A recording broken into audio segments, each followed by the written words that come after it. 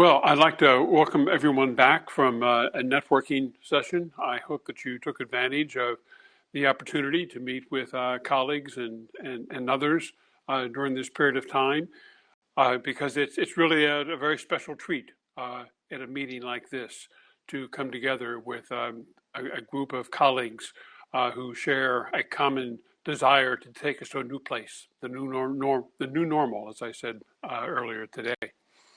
I'd like to welcome you back to this session on strategic manufacturing, breakout session number one. I'm very pleased to introduce the next speaker, Jaime Velez, who's the co-founder and managing director of OQSIE. He's going to speak to leveraging predictive and behavioral analytics to ensure supply chain health and assess compliance risks.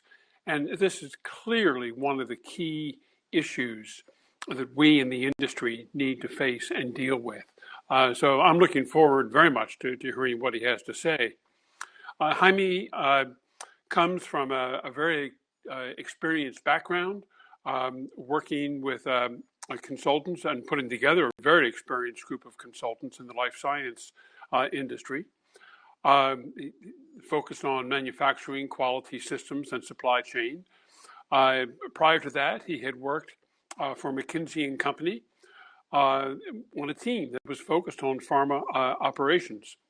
So his clients span a full spectrum of life science companies and focused on the topics of organizing and running remediation programs, helping to turn around underperforming plants, improving manufacturing and supply chain performance. And with that, I'm pleased to turn the podium over to you, Jaime, and I look forward to your words of wisdom. Thank you. Thank you, Charlie. Appreciate that. Thank you all for joining this afternoon, morning, evening, depending on your time zone. I'm happy to share a few thoughts with you. I'd like to start by connecting what I'm going to talk about, just predictive analytics and advanced analytics in life sciences, and in particular in supply chain and quality assurance operations, with the talk that Sanat Chattopadhyay shared with us earlier in the sessions.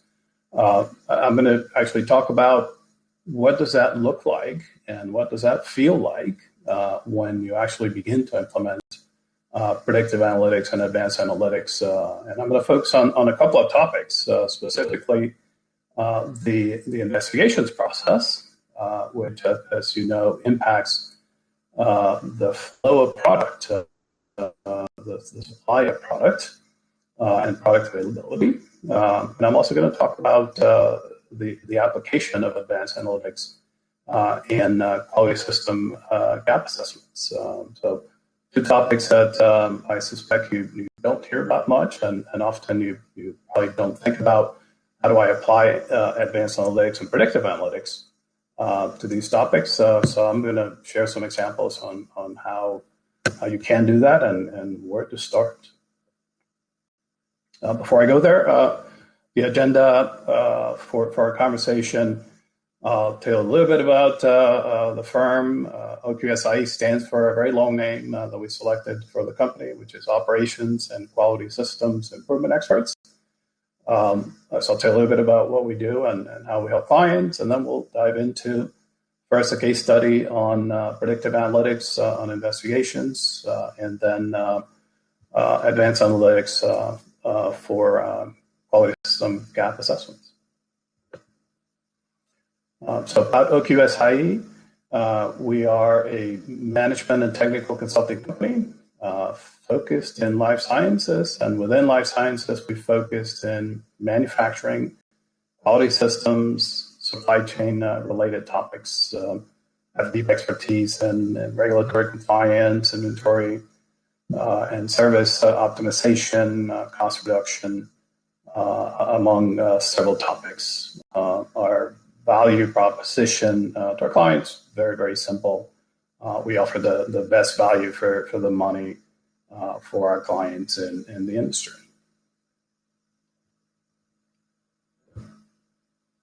So let's jump right into the the predictive analytics for investigations case study.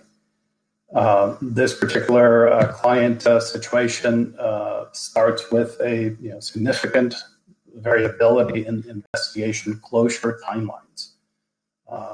Some investigations get closed on time, others, a significant amount, get closed in what, when you look at the data initially, appears to be unpredictable timelines. This particular client had a lot of extensions, right? So it was common for investigation extensions to be requested and documented as such. As you might imagine, in that kind of scenario, priorities changed very frequently. The QA teams were working very long hours, as well as the operations team. There was the turnover ratios in the QA organization in particular were rather high and concerning to the management team and the morale in general terms, because of the unpredictability was rather low. And we'll connect that to the culture topic that Sanand was also describing earlier today. So where we started by breaking down the investigations process into 5 steps, and I'll show you in a minute here how we broke that down and where we went with that. We identified sources of variability for each one of those 5 steps. We developed, by mining the data that was available, developed a predictive model based on how work was progressing through those 5 steps in the investigation process. And as we evolved into helping address the issues with this client, ended up implementing an alert and escalation system based on how work was progressing and based on the variables that we saw that were impactful in the predictability of closure dates. So let's dive a little bit into that approach and what it looks like and feels like.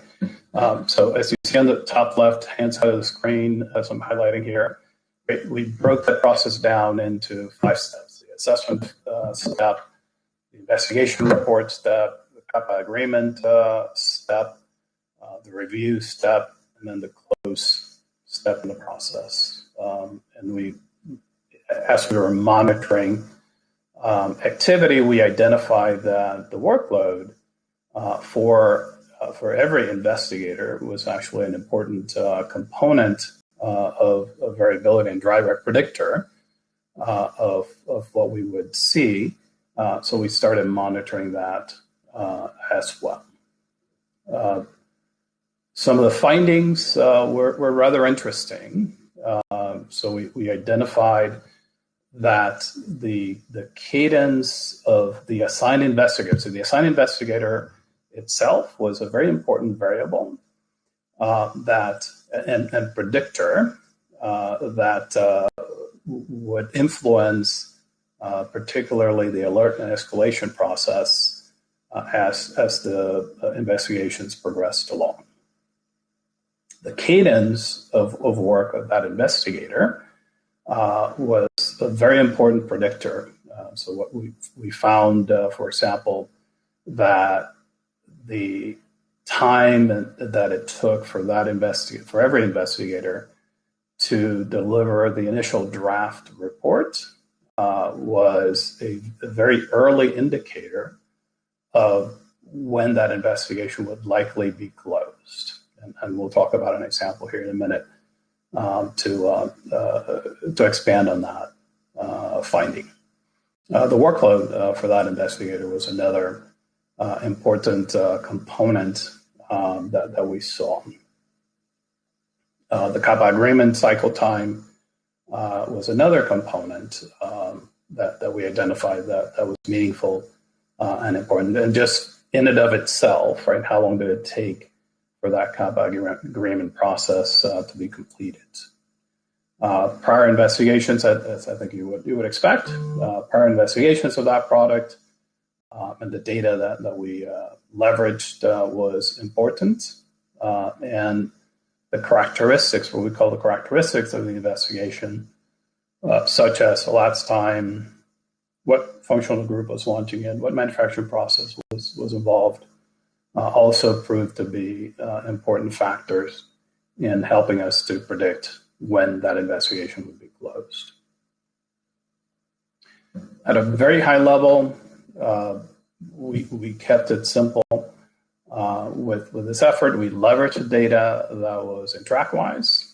We applied our predictive analytics. Initially, we leveraged the data to develop the predictive model to understand what to expect, and then we leveraged the same data set on live work to predict what we would see of that investigation, the timeline for that investigation. Then we define priorities for the different functional groups based on the data and information that we were gathering and the predictions that we were seeing and the progression of the work for the various groups on supply chain, manufacturing, engineering, and the QA/QC group.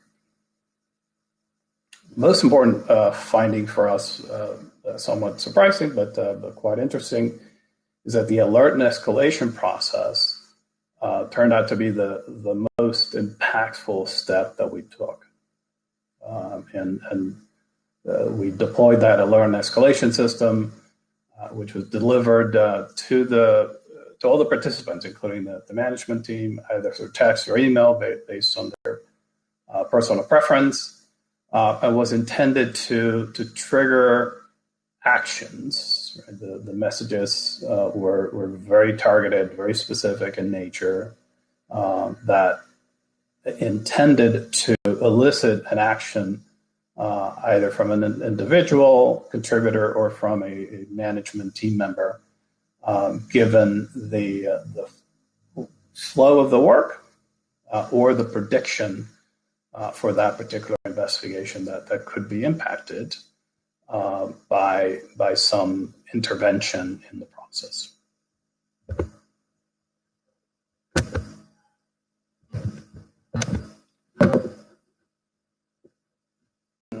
Okay. Sorry about that. My computer decided not to move to the next slide quickly enough. So here's an example. An investigation that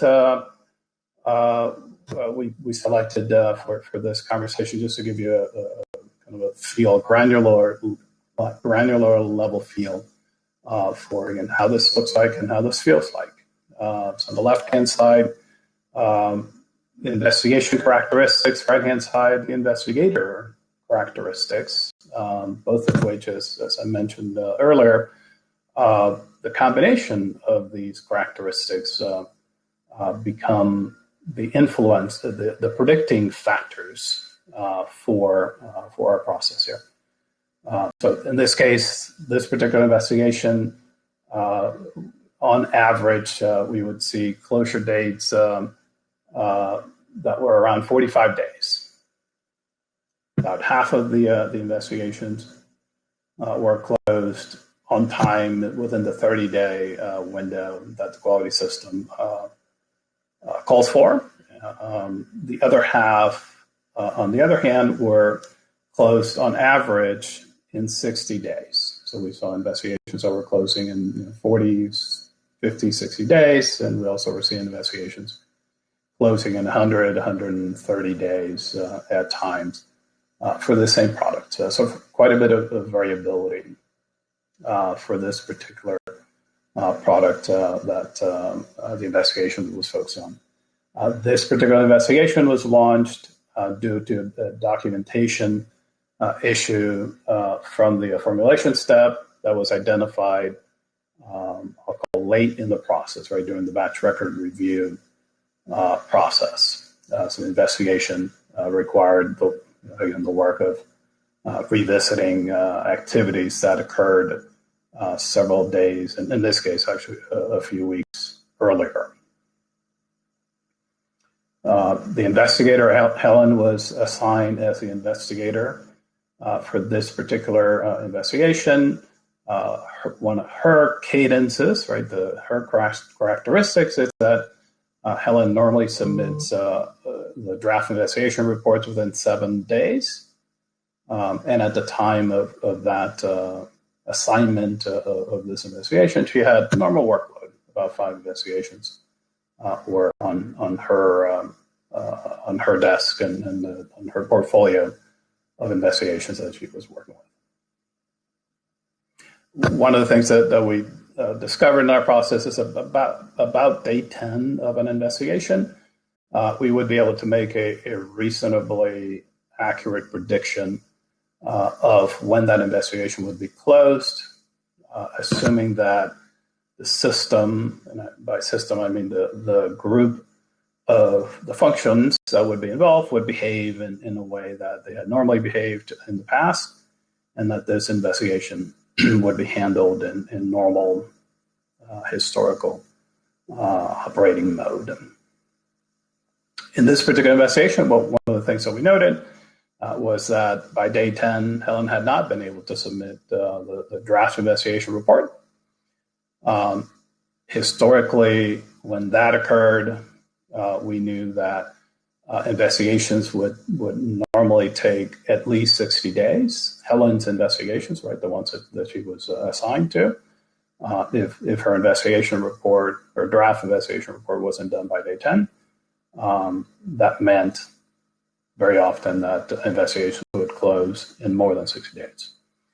The other characteristics then led us to a prediction of about 75 days of closure time for this particular investigation.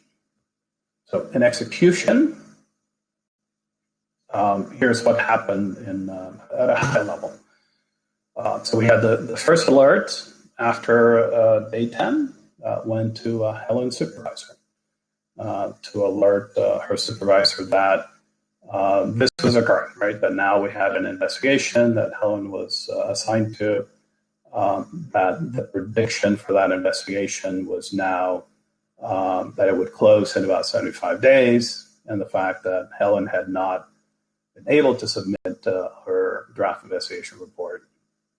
That was not normal, right? That was not common for the investigations that Helen would lead. At day 15, the heads of quality and manufacturing received a standard notice of all of the investigations that are predicted to be delayed, in this case, significantly delayed. They had requested an alert on those particular situations. So this investigation was highlighted for each of them.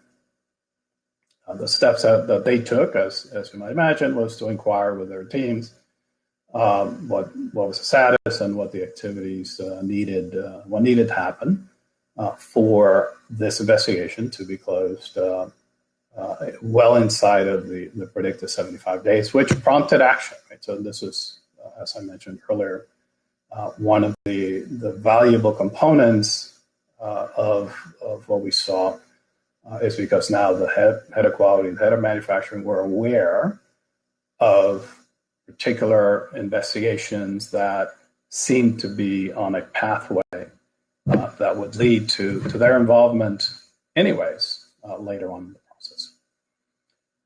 So the history of this particular investigation, Helen was able to submit the investigation draft report shortly thereafter. Then they went into the CAPA agreement phase with the formulation team. By day 25, which by then the CAPA agreement phase was in the 7th day of its life. Normally, the CAPA agreement phase had a typical lifespan of about 5 days. So by day 7, an alert message goes to the formulation manager asking or suggesting that he, in this case, participate in the CAPA agreement phase because it was causing a delay for that particular investigation.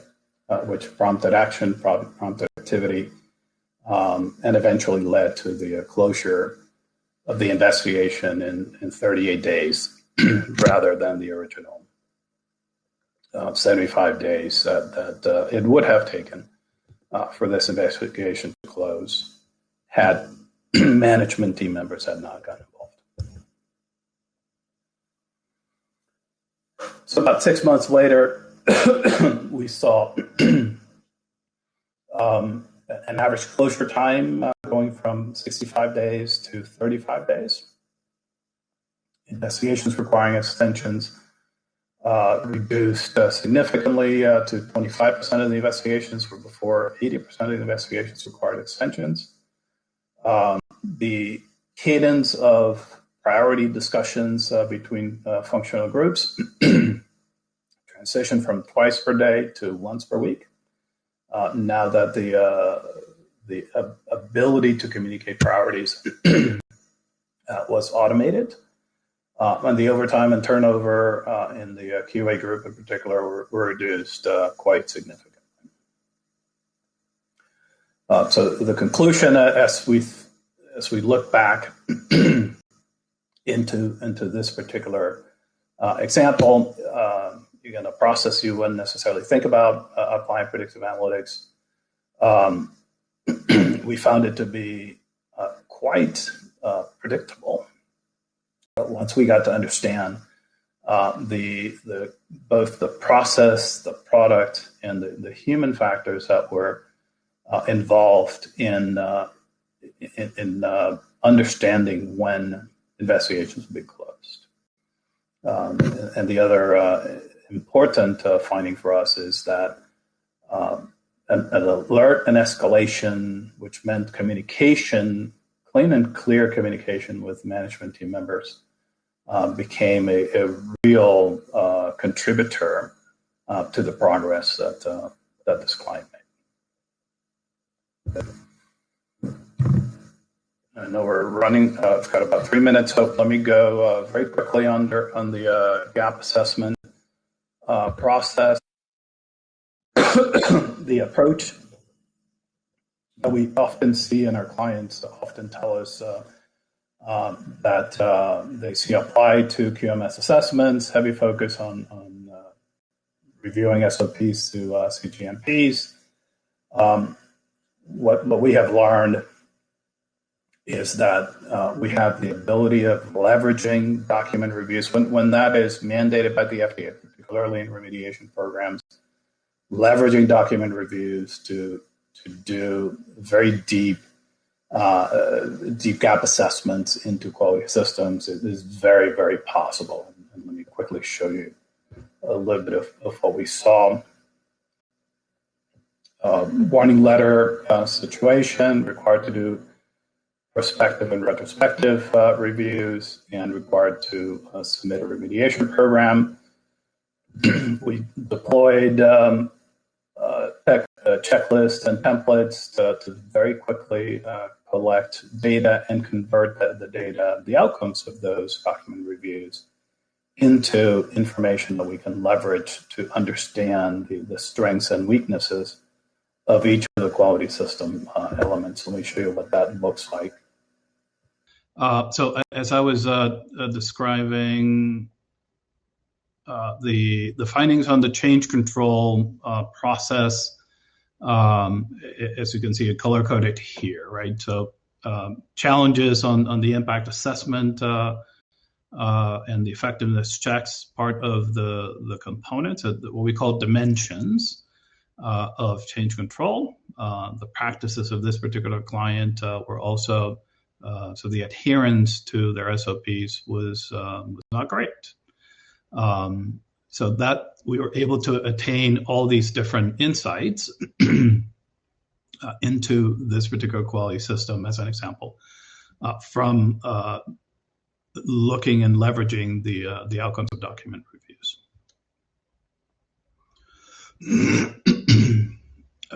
Top right-hand side, and I won't go into any of the details, are the outcomes of the process and the remediation timeline and program. that we were able to draft as an outcome of the leveraging the document reviews.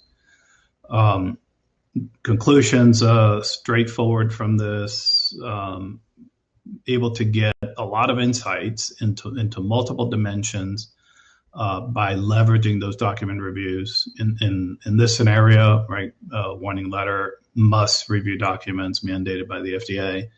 Leveraging those reviews to get deep insights is very possible, and we would encourage our listeners to leverage this capability. Thank you for listening. Hope this was helpful to you.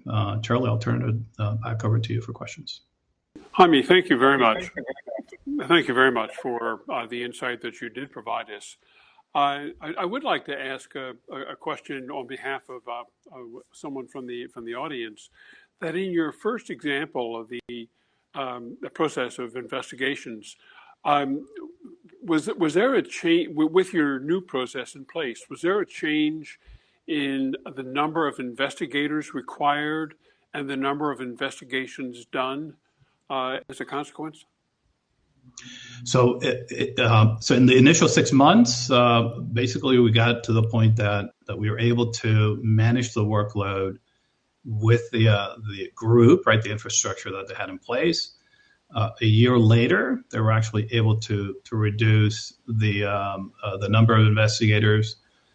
We're able to, by leveraging a lot of the findings, right, leveraging the insights that they got out of all these variables that are important to their process, we're able to reduce the infrastructure somewhat. Not a cost reduction, a major cost reduction effect, but certainly we're able to leverage some costs out of it. Thank you. And another question that emerged is connecting predictive analytics with the process itself. Could you speak to how you not just improve the process, but are actually capturing the data and implementing predictive analytics in the course of this work?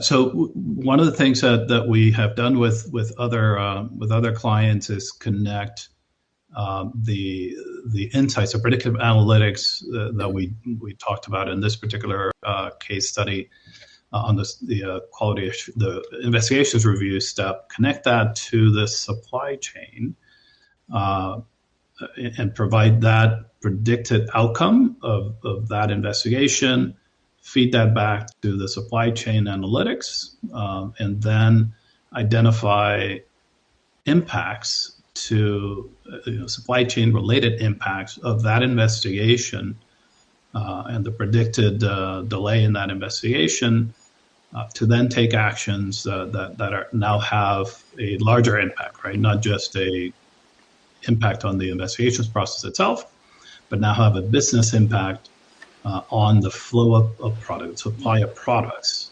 related to that particular prediction. So we're applying predictive analytics to all of the steps in the supply chain now. So we have the ability to leverage that same concept across the supply chain. I'd like to add one last question on the chairman's prerogative here. I'm struck with how you have looked at variance and variability, not just as a problem, which of course it is, but as an asset in gathering data. In closing, do you have a recommendation to all of us as to specific metrics that we might add that would give us more insight that we don't currently use? So one of the lessons that we've learned helping clients over the years is systems are going to behave in a particular way. They will always have variability. Understanding that variability, to some extent, accepting the fact they are going to have some variability is an important component of management systems. critical to understand the drivers of variability. So for us, not just the mean of a particular data set, but the composition of the variability is important. And as you saw, what we do in our work is we break it down into pieces, right? We separate all the different variables that impact variability. Not necessarily to eliminate it. We understand that we're not going to be able to eliminate it, but we can monitor how is this particular system behaving in this particular event, and how does that compare to the historical behavior? I mean, thank you very much. I appreciate, on behalf of all of us, the insight that you've shared with us today. Thank you very much, Charlie. Appreciate it. So with that, I hope that everyone's had as an enjoyable morning as I have in listening to the presentations and learning from the experience. It is time for a well-deserved break to stretch, refuel, have a bit of lunch, and take advantage of this break. But those of you who would like to continue to network, please remember that you can visit the virtual exhibition hall. You can speak to a representative or participate in a public conversation on the discussion board, and feel free to initiate a topic on your own, asking questions, introducing yourselves, and being part of that community conversation. So have a good break. We will reconvene at 1:30 Central Time this afternoon and proceed with the discussion and presentations. So enjoy the break, and we'll see you later this afternoon.